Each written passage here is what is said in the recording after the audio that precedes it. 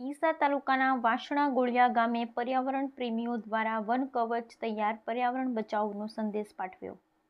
પર્યાવરણ અને પ્રાકૃતિક જળ એ જ જીવન। વૃક્ષો વાવો, વરસાદ લાવો, વધુ વૃક્ષો વાવો, ઓક્સિજન બચાવો વગેરેને સાર્થક કરતા સુવાક્યો એટલે વૃક્ષો ઉછેરવાનું મહત્વનું બીડું કહેવાય।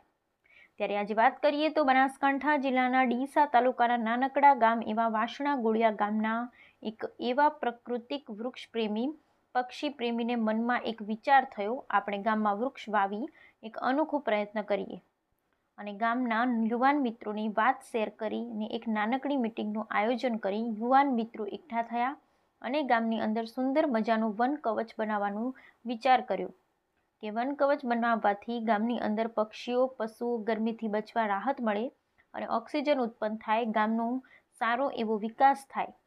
તે હેતુથી યુવાન મિત્રો સાથે મળી સુંદર મજાનું વન કવચ બનાવવાનો નિર્ણય કર્યો અને ગામની અંદર સ્મશાન ભૂમિની બાજુમાં એક સુંદર મજાનું વન કવચ બનાવવાની તૈયારી કરી।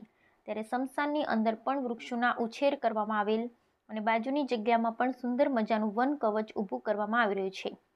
ત્યારે વાસણા ગોળિયા ગામના યુવાન મિત્રો સાથે મળી નાના મોટા અલગ પ્રકારના વૃક્ષો વાવી સુંદર મજાનું વન કવચ તૈયાર કરવામાં આવ્યું છે અને તેનો સુંદર નજારો આજે અઠવાડિયાની અંદર જોવા મળી રહ્યો છે।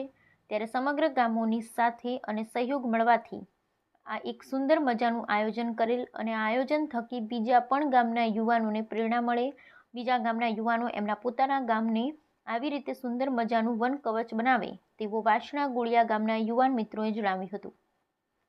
વાસણા ગામે પર્યાવરણ પ્રેમીઓ દ્વારા આયોજન અને સુંદર મજાનું વન કવચ બનાવવા માટે જે યુવાનો અને વડીલોએ શ્રમ અને યોગદાન આપવા પાછળ સોશિયલ મીડિયા તરફથી શુભેચ્છાઓ પણ મળી રહી છે।